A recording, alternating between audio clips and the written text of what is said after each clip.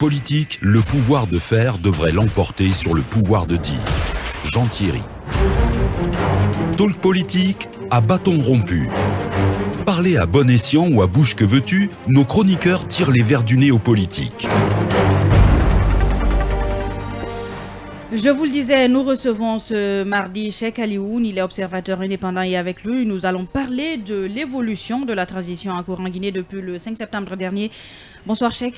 Bonsoir Liami. Merci d'avoir répondu à notre invitation et une réaction à ce qu'on a dit tout à l'heure sur ces, sur ces limogeages de cadres. Oui, est-ce que vous êtes rassuré ou bien vous pensez comme nous que ça va dans tous les sceptique. sens? Est-ce que la lutte contre la corruption est bien engagée, bien huilée par ces autorités militaires? Je salue votre détermination puisque vous posez la même question à trois. D'abord, c'est un plaisir pour moi d'être dans Talk Politique. C'est l'une des meilleures émissions de ce pays. Merci. C'est cette émission que je suis régulièrement. Il n'y a presque pas un jour qui passe sans que je ne suive Talk Politique par la qualité des débats et tout. Donc, alors on va revenir directement dans le débat. Les nominations, les limogeages, les décrets qui ont été pris hier par le colonel Mamadi Doumbouya, moi je pense que ça s'inscrit dans l'ordre normal des choses. Il n'y a aucun problème à ce que quelqu'un qui a été, disons, soupçonné de détournement, qui a été entendu une fois, puisse être limogé pour qu'il puisse faire face à la justice. C'est tout ce qu'on a réclamé ici depuis des années. Donc si on nous sert ça, je pense qu'il faut s'en féliciter. Au-delà, par exemple, Cheikh, de ce que vous affirmez, c'est-à-dire vous êtes dans la dynamique que cette lutte engagée contre la corruption est une bonne chose, mais beaucoup d'observateurs, beaucoup de personnes estiment que la manière, n'est-ce pas, de faire face à ces personnalités, parce que jusqu'à preuve du contraire, ces responsables sont présumés innocents par rapport à ce qui se trame. Quelle est votre lecture de cette manière, n'est-ce pas, de conduire cette lutte? C'est-à-dire, par exemple, quand on prend le cas spécifique de Djoulde, il a été, selon beaucoup des informations, il était emprisonné hier du côté de la maison centrale. La manière, ça vous dit quoi? Moi, je pense qu'il n'y a aucun problème dans la démarche. Est-ce qu'on ne fait pas entorse à la loi? Non, à mon avis, non. Ils ont été combien à être entendus devant la justice? Si on décide d'emprisonner Djoulde tout seul, je pense qu'il y a forcément une raison. Donc, on ne va pas se mettre à interpréter ces actions sans avoir vraiment des éléments qui ont motivé le fait de l'envoyer en prison. Sinon, voilà, on est vraiment dans la logique qu'on a toujours souhaité. Voilà, on ne va pas se plaindre pour ça. Alors, de façon globale, comment vous voyez l'évolution de la transition amorcée le 5 septembre dernier? Les actes forts selon vous? Oui, la transition, depuis le 5 septembre, on a constaté tout ce qui s'est passé. La Guinée, d'abord, était dans une situation qu'on ne pouvait pas décrire. Les droits de l'homme étaient complètement bafoués. Il n'y avait presque aucune possibilité pour le pays d'amorcer un développement parce qu'un seul individu s'était accaparé de tous les pouvoirs et il faisait de la Guinée ce qu'il veut. Et il a décidé de mourir au pouvoir. Donc, ces militaires qui sont venus, disons, nous libérer, parce que c'est ce que tout le monde a dit, c'est des libérateurs. Ils nous ont libérés et ils ont permis aujourd'hui de créer un espace plutôt serein, un environnement, un climat serein qui puisse permettre aujourd'hui à la Guinée d'amorcer un processus de développement. Donc, moi j'ai une interrogation. Vous êtes quand même un observateur, je considère que vous êtes un acteur de la société civile. Il y a une question quand même qui est importante. Pour l'instant, on ne connaît pas la composition du CNRD. Ça n'inquiète pas? Non, c'est vrai. C'est une question qui mérite d'être posée. Nous-mêmes, nous questionnons. Il faut que le CNRD nous communique la liste. On nous a dit que c'est plutôt l'ensemble des forces de défense et de sécurité. Mais on a besoin de plus de précision puisque dans la charte, le CNRD est l'un des organes. C'est l'organe central. Voilà, c'est l'organe central. C'est avant le président. Exactement. Donc c'est l'organe suprême de la transition, c'est le mot que je cherchais. Donc il est important que les autorités nous présentent la liste de ceux qui vont parler au nom du CNRD. D'autant plus qu'on nous a dit que les responsables du CNRD ne feront pas acte de candidature à l'occasion des prochaines élections.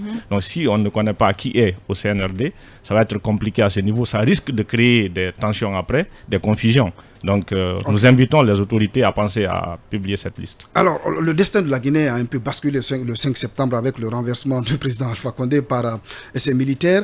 Tout à l'heure, vous évoquez que vous appréciez, en tout cas, d'un sens, les premiers actes de ces militaires. Mais de l'autre côté, dites-nous, selon vous, depuis que ces militaires sont là, qu'est-ce qui ne marche pas fondamentalement, selon vous? Fondamentalement, je pense qu'il y a plutôt un peu de lenteur.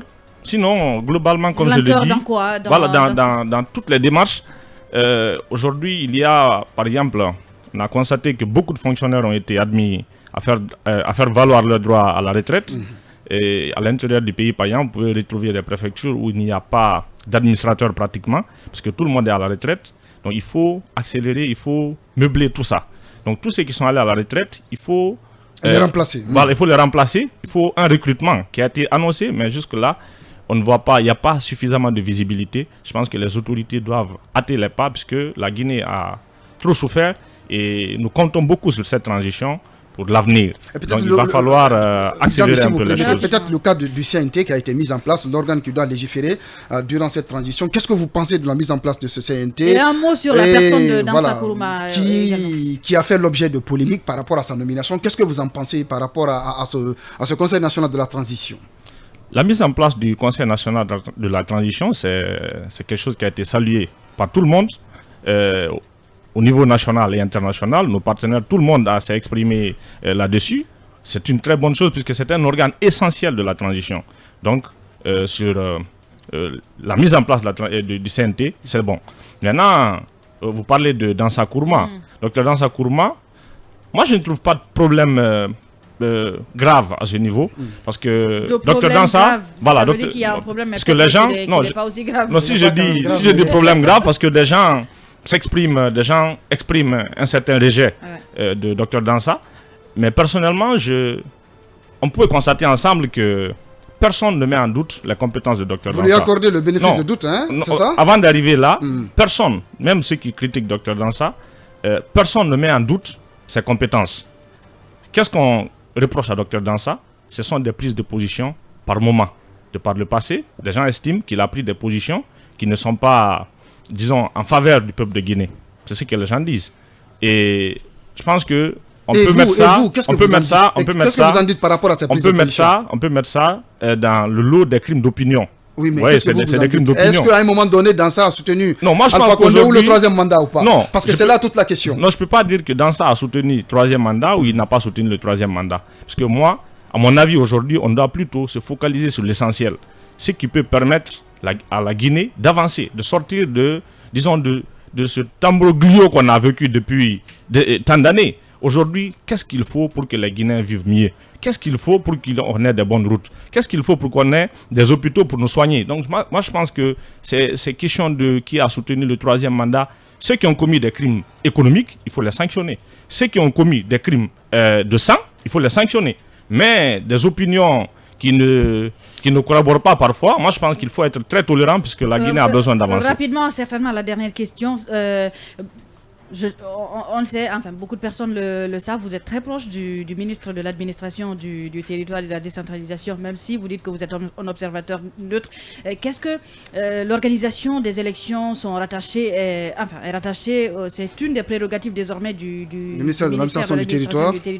Est-ce que ça vous rassure? On a l'impression qu'on veut dégommer la CENI pour confier cette tâche. Qui ont crié. Rapidement, s'il vous plaît. En plus du ministre de l'administration du territoire, je suis proche de beaucoup de Guinéens, beaucoup de leaders sauf que tous les Guinéens ne sont pas ministres de l'administration du territoire. Justement, en fait, comme vous avez évoqué cette proximité-là, je vous rappelle juste que je suis proche de beaucoup de personnes et dans l'opposition, dans la transition, partout dans ce pays. Mais si, il y en a. On commence à comprendre qu'il y a une opposition. Voilà, maintenant par rapport au fait de revenir, de ramener l'organisation des élections au département de l'administration du territoire, pour moi, on revient à l'ordre normal des choses. Puisque la CENI, elle a été créée. En principe, c'est l'administration du territoire qui organise les élections. Dans des grands pays, c'est ce qui se passe dans des grandes démocraties. Sauf qu'il y a l'impartialité de ce département qui est posée. Attendez, mais est-ce qu'on a réussi à avoir une impartialité de la CENI? C'est la question aussi qu'il faut se poser. La CENI n'a jamais rassuré. La CENI n'a jamais organisé une élection consensuelle dans ce pays. Toutes les élections qui ont été organisées par la CENI ont été contestées. N'est-ce pas? Donc, pourquoi créer une structure qui va organiser les élections pendant qu'il y a déjà quelque chose, il y a déjà une structure, un département spécial qui doit s'occuper de ça. On a déjà des administrateurs à l'intérieur du pays qui peuvent faire le travail. Le ministre de l'administration du territoire a fait une communication, il a expliqué que ce sont les cadres du département qui assistent la CENI dans l'organisation des élections.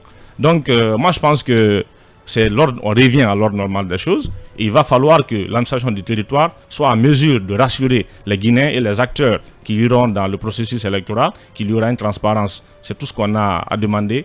Mais on n'a pas besoin de dire qu'il faut telle ou telle structure pour organiser les élections. Merci à vous, merci Cheikh Alioune. Malheureusement, on n'avait pas beaucoup de temps. Le débat était très intéressant. Merci à vous de votre fidélité. Merci à Khalifa Traoré qui était à la technique. Restez avec nous tout de suite, c'est Film Soir.